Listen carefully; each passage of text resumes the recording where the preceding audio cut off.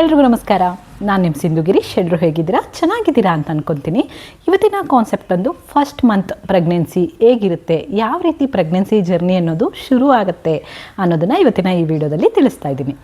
ಮೊದಲನೇದಾಗಿ ಈ ವಿಡಿಯೋನ ಕಂಪ್ಲೀಟಾಗಿ ನೋಡಿದ್ರೆ ನಿಮಗೆ ಕಂಪ್ಲೀಟ್ ಇನ್ಫಾರ್ಮೇಷನ್ ಅನ್ನೋದು ಸಿಗುತ್ತೆ. ಮತ್ತು ಏನಾದರೂ ಡೌಟ್ ಇತ್ತು ಅಂದರೆ ಕಮೆಂಟ್ ಬಾಕ್ಸಲ್ಲಿ ತಿಳಿಸಿ, ಖಂಡಿತವಾಗ್ಲೂ ರಿಪ್ಲೈ ಮಾಡ್ತೀನಿ. ಮೊದಲನೇದಾಗಿ ಪ್ರೆಗ್ನೆನ್ಸಿ ಜರ್ನಿ ಅನ್ನೋದು ಶುರು ಆಗೋದೇ ನಮ್ಮ ಫಸ್ಟ್ ಮಂತ್ ಏನಿದೆಯಲ್ಲ, ಫಸ್ಟ್ ಮಂತಲ್ಲಿ ನಮಗೆ ಒಂದು ಅಂದಾಜು ಕೂಡ ಇರೋದಿಲ್ಲ ಈ ಮಂತಲ್ಲಿ ನನ್ನ ಪ್ರೆಗ್ನೆನ್ಸಿ ಕನ್ಫರ್ಮ್ ಆಗುತ್ತೆ ಅನ್ನೋದು.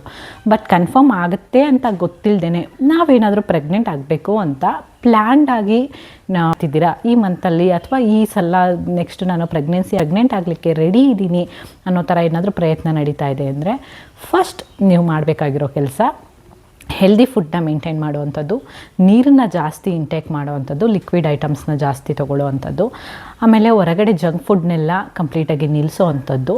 ಸಾಧ್ಯ ಆದಷ್ಟು ನಿಲ್ಲಿಸ್ಬಿಡಿ, ಜಂಕ್ ಫುಡ್ ಎಲ್ಲ ಬೇಡ. ಮನೆಯಲ್ಲೇ ಸೊಪ್ಪು, ತರಕಾರಿ, ಹಣ್ಣು, ಹಂಪಲು ಈ ಥರದನ್ನು ತೊಗೊಳ್ಳಿ. ಆಮೇಲೆ ಹೆಲ್ದಿ ಹ್ಯಾಬಿಟ್ನ ರೂಢಿ ಮಾಡ್ಕೊಳ್ಳಿ. ಯೋಗ, ಎಕ್ಸಸೈಸ್ ಈ ಥರದ್ದೆಲ್ಲ ಮಾಡ್ತಾಯಿದ್ರು ಅಂದರೆ ಖಂಡಿತವಾಗ್ಲೂ ಮುಂದುವರಿಸಿ. ತುಂಬ ಹೆವಿ ಬೇಡ, ಸ್ವಲ್ಪ ಲೈಟಾಗಿರುವಂತಹ ಯೋಗ, ವಾಕಿಂಗ್, ಎಕ್ಸಸೈಸ್ ಇದನ್ನೆಲ್ಲ ಮುಂದುವರಿಸಿ. ಅದನ್ನು ನೆಕ್ಸ್ಟ್ ಬಂದು ನೀವು ಫಾಲಿಕ್ ಆಸಿಡ್ ಟ್ಯಾಬ್ಲೆಟ್ನ ತೊಗೋಬೇಕಾಗತ್ತೆ.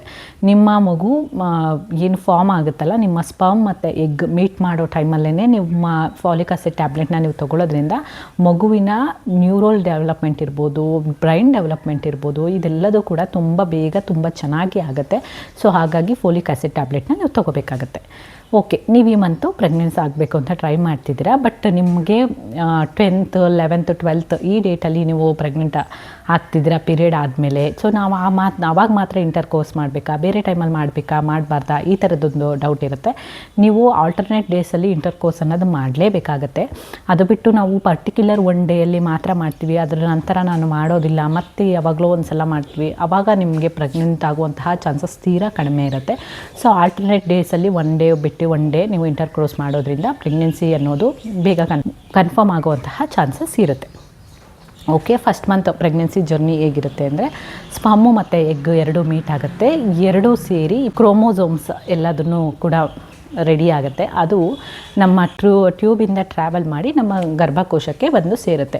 ಈ ಗರ್ಭಕೋಶಕ್ಕೆ ಸೇರುವಂತಹ ಒಂದು ಟೈಮ್ ಏನಿರುತ್ತಲ್ಲ, ಆವಾಗ ಕರೆಕ್ಟಾಗಿ ನಮಗೆ 1 ಮಂತ್ ಕಂಪ್ಲೀಟ್ ಆಗುತ್ತೆ. ಆ ಟೈಮಲ್ಲಿ ನಮಗೆ ಯಾಕೆ ಸುಸ್ತಿರ್ಬೋದು, ಆಯಾಸ ಇರ್ಬೋದು, ತಲೆ ಸುತ್ತಿರ್ಬೋದು, ಅಥವಾ ವಾಮಿಟ್ ಬರೋ ಥರ ಆಗಿರೋದಿರ್ಬೋದು, ಚೂರು ಸ್ಮೆಲ್ ನೋಡಿದ್ರೆ ಸ್ಮೆಲ್ ಸೆನ್ಸೇಷನ್ ಅನ್ನೋದು ಜಾಸ್ತಿ ಇರುತ್ತೆ. ಈ ಥರದ್ದೆಲ್ಲ ಆಗ್ತಾ ಇರುತ್ತೆ ಅಂದರೆ, ಯಾಕಂದರೆ ನಮ್ಮ ದೇಹದಲ್ಲಿ ಹೊಸದೇನೋ ಒಂದು ಕ್ರಿಯೆ ನಡೀತಾ ಇದೆ, ಅದು ನಮ್ಮ ಟ್ಯೂಬಲ್ಲಿ ಜರ್ನಿ ಮಾಡ್ತಾ ಇದೆ, ಮತ್ತು ಬಂದು ನಮ್ಮ ಗರ್ಭಕೋಶಕ್ಕೆ ಬಂದು ಸೇರ್ತಾ ಇದೆ. ಆ ಟೈಮಲ್ಲಿ ನಮ್ಮ ದೇಹ ತನ್ನಂತಾನೇ ಬದಲಾವಣೆ ಮಾಡ್ಕೋತಾ ಇರುತ್ತೆ. ಆವಾಗ ನಮಗೆ ಸುಸ್ತಿರ್ಬೋದು, ಆಯಾಸ ಇರ್ಬೋದು, ಇದೆಲ್ಲದೂ ಕೂಡ ಜಾಸ್ತಿಯಾಗಿ ಆಗ್ತಾ ಇರುತ್ತೆ. ಮನೇಲಿ ನೀವು ಪ್ರೆಗ್ನೆನ್ಸಿ ಟೆಸ್ಟ್ ಮಾಡಿದ್ರೂ ಕೂಡ ನೀವು ಒಂದು ಸಲ ಡಾಕ್ಟರ್ ಹತ್ರ ಹೋಗಿ ಕನ್ಫರ್ಮೇಷನ್ ತೊಗೊಳ್ಳೋದು ತುಂಬಾ ಇಂಪಾರ್ಟೆಂಟ್ ಇರುತ್ತೆ. ಪ್ರೆಗ್ನೆಂಟ್ ಹೌದಾ ಅಲ್ವಾ, ಅಥವಾ ಟ್ಯೂಬಿಂದ ಮಗು ಗರ್ಭಕೋಶಕ್ಕೆ ಬಂದಿಲ್ವಾ, ಇದೆಲ್ಲದನ್ನು ಚೆಕ್ ಮಾಡಿಸ್ಕೊಳ್ಳೋದು ತುಂಬಾ ಇಂಪಾರ್ಟೆಂಟ್ ಇರುತ್ತೆ. ಇಫ್ ಇನ್ ಕೇಸ್ ನೀವೇನಾದರೂ ಚೆಕ್ ಮಾಡಿಸ್ಕೊಳ್ಳಿಲ್ಲ ಅಥವಾ ಬೇರೆ ಏನಾದರೂ ಸಮಸ್ಯೆಗಳಾಯಿತು ಅಂದರೆ ಮುಂದೆ ಸಮಸ್ಯೆ ಆಗುತ್ತೆ. ಹಾಗಾಗಿ ಒಮ್ಮೆ ಚೆಕ್ ಮಾಡ್ಕೊಳ್ಳೋದು ತುಂಬಾ ಇಂಪಾರ್ಟೆಂಟ್. ಪ್ರೆಗ್ನೆನ್ಸಿಗೆ ಟ್ರೈ ಮಾಡ್ತಾಯಿದ್ದೀವಿ, ಈ ಟೈಮಲ್ಲಿ ಟ್ರಾವೆಲ್ ಮಾಡಬಾರ್ದಾ, ಎಲ್ಲೂ ಓಡಾಡೋದೇ ಬೇಡವಾ ಅಂದರೆ ಖಂಡಿತವಾಗ್ಲೂ ಓಡಾಡ್ಬೋದು. ಯಾಕಂದರೆ ಈ ಮಂತೆ ಕನ್ಫರ್ಮ್ ಆಗುತ್ತಾ ಆಗಲ್ವಾ ಅಂತ ಗೊತ್ತಿರಲ್ಲ. ಸೊ ಆ ಟೈಮಲ್ಲಿ ನಾವು ಟ್ರಾವೆಲ್ ಮಾಡ್ದೇ ಈ ಮಂತ್ ಆಗುತ್ತೆ ಅಂತ ವೆಯ್ಟ್ ಮಾಡೋದಕ್ಕಾಗಲ್ಲ. ಟ್ರಾವೆಲಿಂಗಿಗೂ ಪ್ರೆಗ್ನೆನ್ಸಿ ಕನ್ಫರ್ಮೇಷನ್ಗೂ ಏನೂ ಸಂಬಂಧ ಇರೋದಿಲ್ಲ. ಸೊ ಹಾಗಾಗಿ ನೀವು ಟ್ರಾವೆಲ್ ಮಾಡೋದಾದರೆ ಟ್ರಾವೆಲ್ ಮಾಡ್ಬೋದು. ನಾನು ಮೊದಲೇ ಹೇಳ್ದಂಗೆ ಹೆಲ್ದಿ ಫುಡ್ ಇರ್ಬೋದು, ಹೆಲ್ದಿ ಹ್ಯಾಬಿಟ್ಸ್ ಇರ್ಬೋದು, ಇದನ್ನೆಲ್ಲ ಮೇಂಟೈನ್ ಮಾಡಿ ಆದಷ್ಟು ಲಿಕ್ವಿಡ್ ಐಟಮ್ಸ್ನ ತೊಗೋತಾ ಇರಿ ದೇಹಕ್ಕೆ.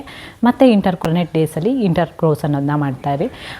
ಫಾಲಿಕ್ ಆಸಿಡ್ ಟ್ಯಾಬ್ಲೆಟ್ನ ತೊಗೊಳ್ಳಿ. ನಿಮ್ಮ ದೇಹದಲ್ಲಿ ಬೇರೆ ಏನೂ ಸಮಸ್ಯೆ ಆಗೋದಿಲ್ಲ. ಇದಿಷ್ಟೇ ಫಸ್ಟ್ ಮಂತಲ್ಲಿ. ತುಂಬ ಹೇಳ್ತಾ ಇರ್ತಾರೆ ಅದು ಇದು ಖಂಡಿತವಾಗ್ಲೂ ಇಲ್ಲ. ಫಸ್ಟ್ ಮಂತಲ್ಲಿ ಆ ಥರದ್ದು ಏನೂ ಇಲ್ಲ. ಯಾಕಂದರೆ ನೀವು ಪ್ರೆಗ್ನೆಂಟ್ ಅಂತ ಕನ್ಫರ್ಮೇಷನೇ ಸಿಗದೇ ಬೇರೆ ಏನು ತಾನೇ ನೀವು ಮಾಡಲಿಕ್ಕೆ ಸಾಧ್ಯ ಅಲ್ವಾ. ಆರಾಮಾಗಿರಿ, ನೆಮ್ಮದಿಯಾಗಿರಿ, ಅಷ್ಟೇ.